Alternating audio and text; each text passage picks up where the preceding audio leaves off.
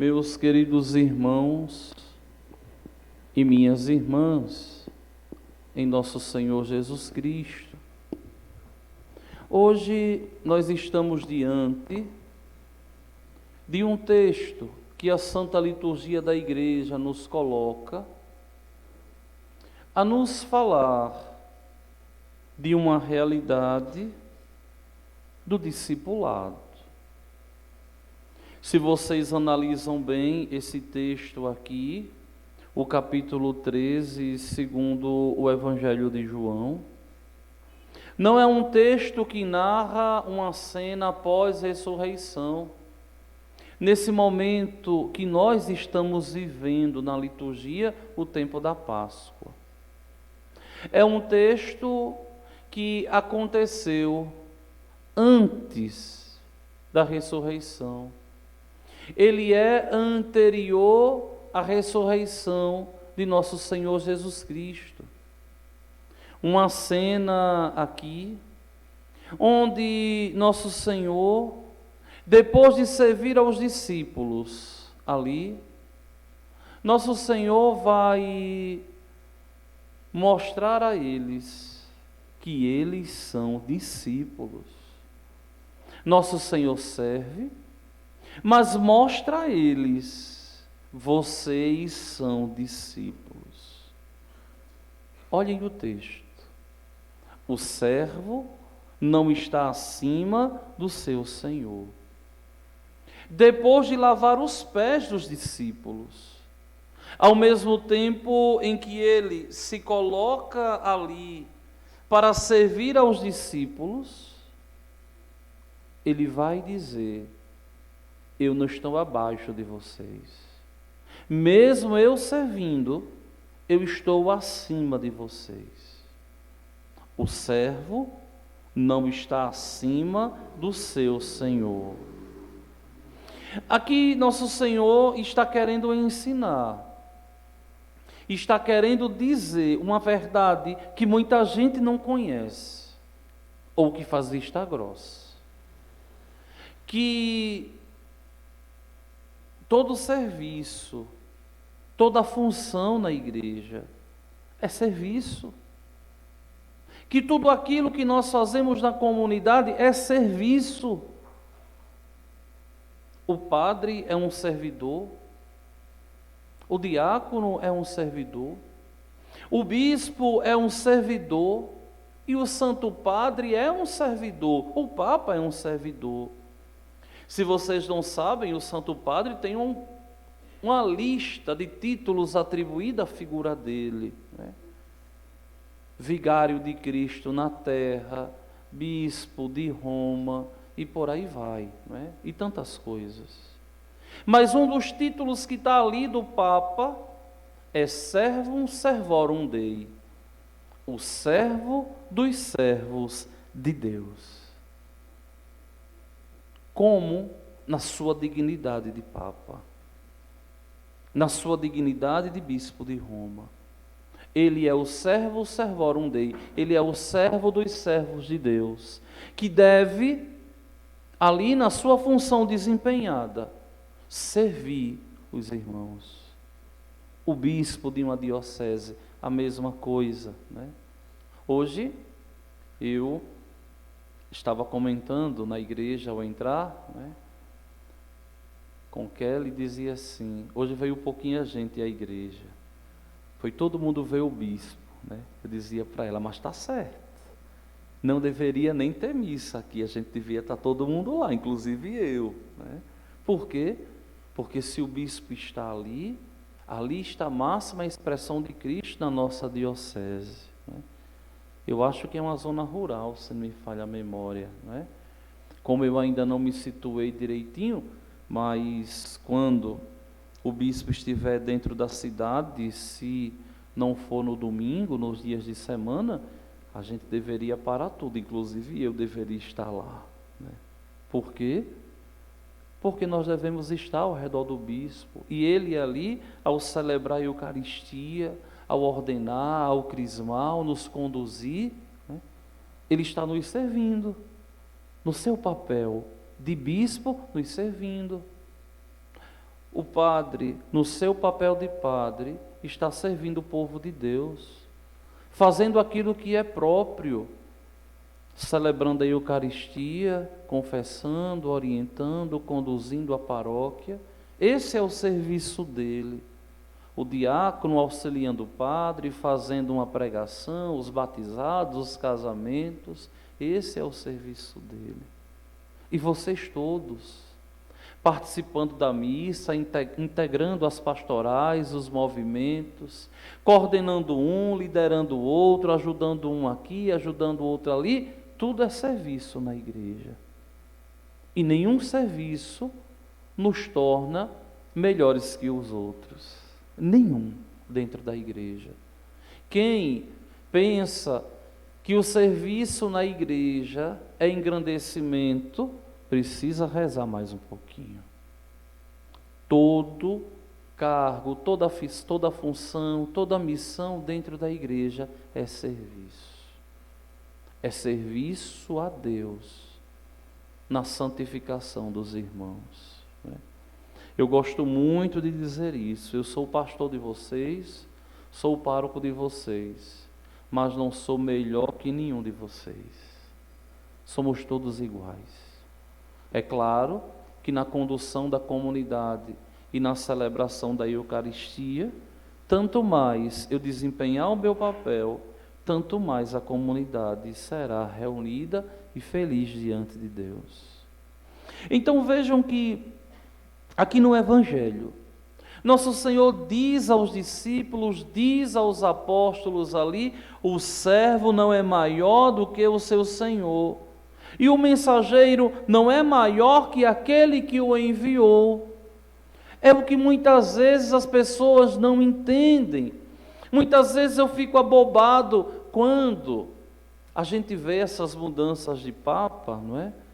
Eu tenho consciência da mudança de João Paulo II, da mudança de Bento XVI e da mudança de Francisco, né? Na minha vida, eu já vi 4 papas governando a igreja, mas só lembro da mudança de 3, né? Porque quando eu nasci, João Paulo II era papa, e parecia que era eterno, né? A gente nunca imaginava que aquele homem ia morrer, porque o pontificado maravilhoso que demorou tanto, né? Mas é importante que nós, enquanto cristãos, tomemos consciência de verdade que o Papa não tem esse poder absoluto na igreja. E muitas vezes a gente vê, sempre que tem essa mudança de Papa, aí a gente vê a mídia dizendo, agora o Papa vai liberar isso, agora o Papa vai fazer aquilo. Mas não entendem que o mensageiro não é maior que o Senhor. Não pode passar por cima. Ele não é o dono da igreja. Ele é simplesmente um mensageiro que vai fazer o quê? Levar ao mundo a doutrina de Cristo, cuidar do rebanho que pertence a Cristo.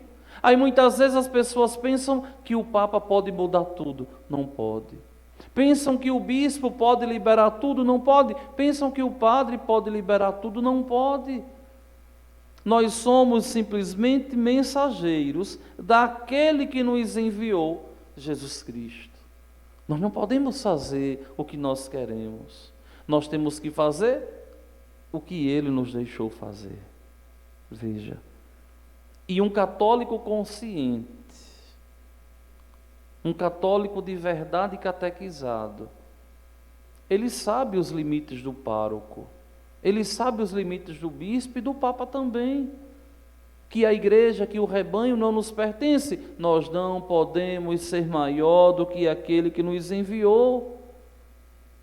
Nós somos servos, como vocês são servos, cada um na sua dignidade, mas buscando viver uma vida fidelíssima a Cristo Jesus. E tanto mais nós padres sejamos fiéis a Cristo, tanto mais vocês estão caminhando corretamente para o céu, viu?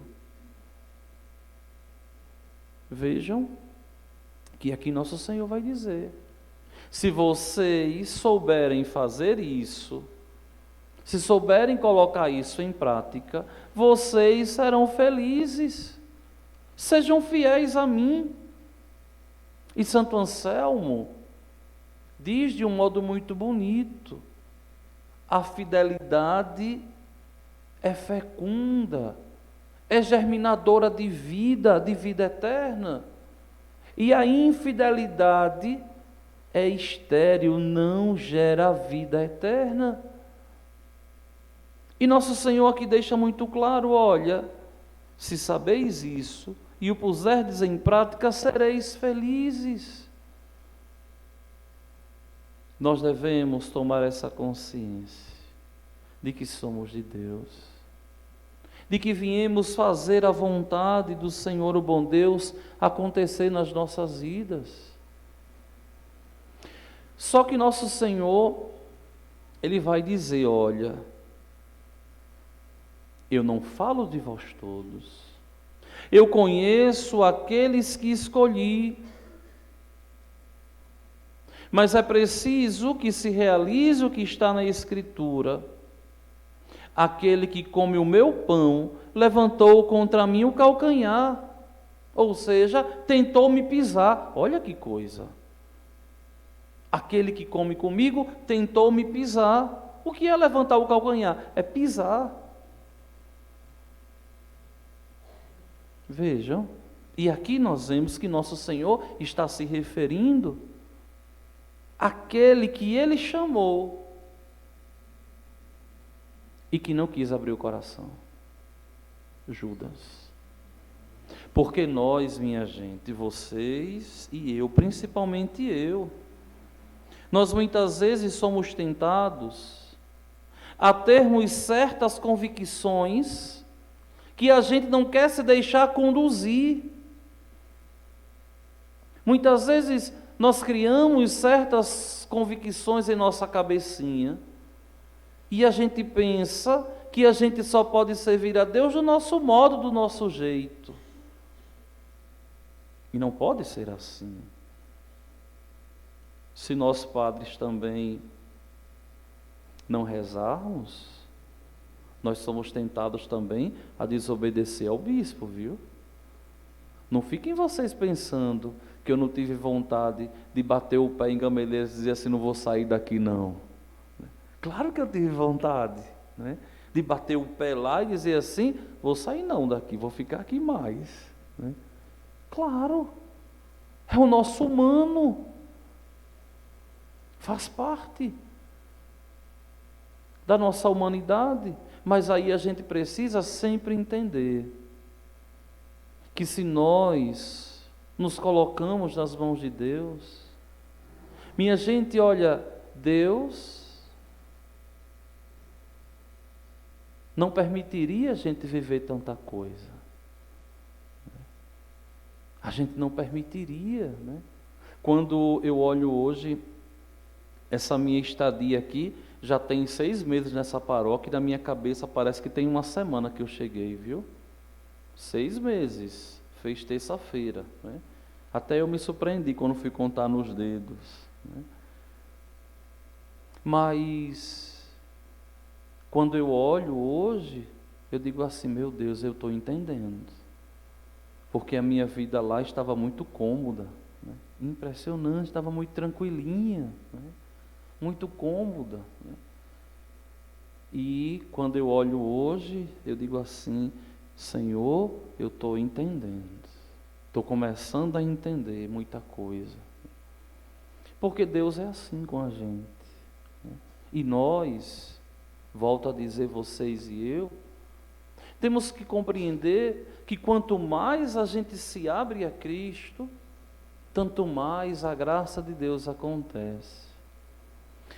Quando o Papa João Paulo II foi eleito Papa, vocês podem olhar na internet, é bom ver isso, né?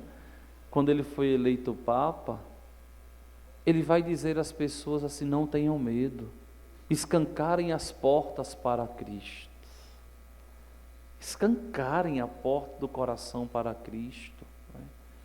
E quando nós escancaramos mesmo, nos abrimos, a gente vê como Deus, nosso Senhor, faz maravilhas em nossas vidas. Vocês, eu. E a gente vê como o Senhor, o bom Deus, Ele vai agindo, Ele vai nos conduzindo. Por quê? Porque nós nos colocamos no lugar que nós devemos estar, que é o lugar do discipulado. Todos nós somos discípulos. Vocês, discípulos de Cristo, eu, discípulo de Cristo. E aí Cristo olhou a minha insignificância e disse assim: eu vou ter misericórdia de você, senão você vai se perder, venha ser padre, chegue. Olhou com misericórdia para mim. Mas vejam, nós temos que nos abrir a nosso Senhor e entender que nós somos discípulos, quem nos conduz é Cristo. É Ele que vai nos conduzindo. E nosso Senhor aqui, de um modo tão bonito, de um modo tão santo, né? Ele nos diz: olha, quem vos recebe, a mim recebe. E quem me recebe, recebe aquele que me enviou. Nós podemos aqui, por apropriação, entender que receber um enviado de Cristo é receber o próprio Cristo, e receber o Cristo é receber o Pai. E por apropriação, a gente pode pegar esse pensamento e jogar para o cuidado com as coisas santas, com as coisas sagradas. Se a gente zela daquilo que é de Cristo, a gente está zelando de Cristo. Se a gente zela daquilo que pertence a nosso Senhor, se a gente trata santamente aquilo que é o mais santo de Cristo em nosso meio, nós estamos tratando santamente a Cristo. É o que muitas vezes as pessoas não têm essa consciência ainda. Uma vez eu preguei um retiro para uns diáconos que iam ser ordenados padres aqui na nossa paróquia, na nossa diocese, né? E eu dizia a eles assim: olha, quem trata com amor as coisas de Cristo, trata a Cristo com amor. E tinha um que sempre, né, ficava relembrando disso, né? Sempre ficava me relembrando isso. Quem trata as coisas de Cristo com amor, trata com amor a Cristo. Então é importante que nós tomemos essa consciência, né? Que o Senhor, o bom Deus, Ele vai sendo bem tratado por nós com aquilo que pertence a Cristo, com honestidade, com fidelidade, com muito zelo, né? Não só um zelo externo na ritualística do que nós celebramos, mas um zelo espiritual com a nossa alma em uma comunhão plena com Deus, que é o mais importante. Veja, que é aquilo que de verdade nos faz estar ligados a nosso Senhor. Meus queridos irmãos e minhas irmãs, hoje a Santa Mãe Igreja celebra o Santo Padre, o Papa Pio V, um dos maiores papas da Igreja. É por causa desse Papa que os papas usam batina branca. Não é ele que começou esse Papa que nós estamos celebrando hoje. Ele começou usando batina branca e a partir dele todos os papas começaram a usar batina branca. E sempre foi um homem muito caprichoso, muito zeloso.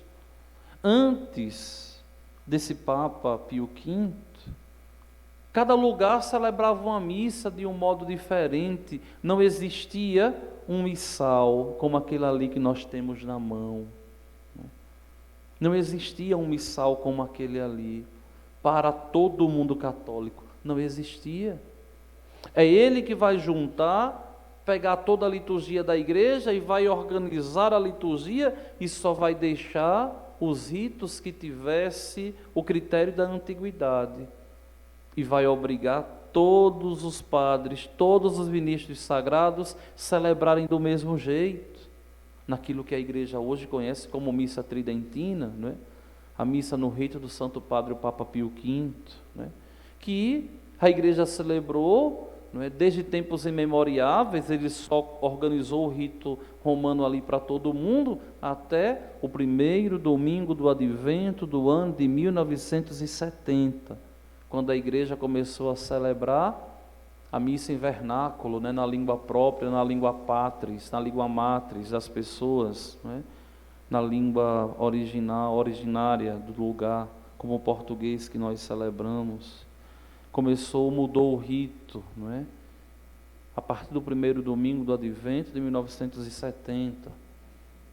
Mas ele saiu organizando tudo na igreja, a liturgia, o catecismo católico. O primeiro catecismo veio da mão do Santo Padre, o Papa Pio V. Né?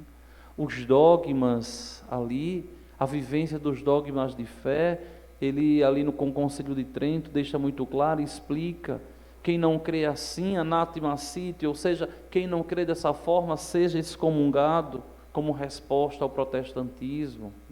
É ele, com o Concílio de Trento, que vai fechar o cano das Sagradas Escrituras. Até então, as Sagradas Escrituras ali, pairava uma dúvida. Martinho Lutero tirou alguns livros, depois voltou, depois tirou outros de novo, e ele disse: espera aí, esses aqui é o cano dos livros inspirados, né? E fez ali o elenco dos 73 livros inspirados que o Senhor, o bom Deus, deixou. Foi ele quem obrigou os padres a morarem dentro da paróquia, os bispos a morar dentro das dioceses, né? Tinha bispo que morava em um lado do mundo e a diocese era do outro lado do mundo. Ele disse: acaba com isso, tem que morar junto com as ovelhas. E por aí foi. Ele foi organizando a igreja e botando as bases para essa igreja que hoje nós conhecemos, e foi fechando a doutrina. Por quê? Porque era alguém zeloso com aquilo que pertencia a Deus, alguém zeloso com a igreja de Deus. E é esse zelo que eu quero implorar a São Pio V, que tenho muita devoção a ele, não é? Eu queria, não é? Talvez vocês não saibam, mas eu sonhava em fazer liturgia, não é? Mas meu bispo me mandou estudar direito canônico e eu fui na obediência, né? Mas eu não tinha vontade, né? Mas ele mandou, eu fui estudar, né? Mas eu quero pedir a São Pio V, né, que interceda pela nossa paróquia, para que nós tenhamos aqui cada vez mais pessoas zelosas com a Santa Liturgia, zelosas com aquilo que é sagrado, para que nós possamos, ao celebrar a liturgia, sempre termos uma liturgia santa, sem atropelo nenhum, onde o Senhor, o bom Deus, Ele aparece, Ele é exaltado, os cantores cantam com amor, com respeito, os leitores bem preparados para proclamar santamente a palavra de Deus, os ministros com todo o zelo, os acólitos no espírito de humildade, servindo a Cristo Jesus na figura do sacerdote. O povo de Deus, ao contemplar a Eucaristia, vê de verdade nesse sacramento, augustíssimo sacramento do céu, deixado por Deus para a nossa santificação, para a nossa salvação. E por que tudo isso, Padre? Porque a missa, minha gente, é aquilo que nós temos de mais sagrado dentro da Igreja Católica. Não existe nada mais santo e mais sagrado que a missa. Muitas vezes eu venho brincando, né, com um fundo de verdade, quando eu estava vendo algum grupo se reunir na hora da missa, e eu dizia: epa, venha cá, na hora da missa nada de reunião, é a missa. E já cheguei a brincar com alguns dizendo assim: olha, Nosso Senhor não disse, né, faça isso em memória de mim. Nosso Senhor disse: faça a missa em memória de mim. Deixa isso para depois. porque a missa é a centralidade da nossa fé. É a Eucaristia que nos torna católicos. É a Eucaristia que de verdade traz para nós no altar a presença de Deus. E eu dizia hoje na missa pela manhã, hoje nós passamos por uma crise, que é uma crise de fé eucarística dentro da igreja. Uma crise de fé eucarística. Muitas vezes falta a fé na Eucaristia. Esse zelo santo pela Eucaristia, de cada um se colocar no seu santo lugar e no lugar que Deus chama a servi-lo, com espírito de humildade, com todo o zelo do mundo, com todo o respeito. Por quê? Porque o que nós celebramos é santo e é o mandato de Cristo para nós. Então vamos rezar pedindo a São Pio V que essa nossa paróquia seja cada vez mais uma paróquia com muito zelo eucarístico, uma paróquia devota da Eucaristia, uma paróquia onde celebra com muito zelo e muito amor a Santa Eucaristia, e que aqueles que fazem por fazer se convertam, mudem o coração, e todos nós possamos fazer com muito amor e respeito aquilo que nosso Senhor nos mandou, aquilo que nosso Senhor de verdade nos falou ao coração para que fôssemos cada vez mais católicos. Vamos ficar de pé.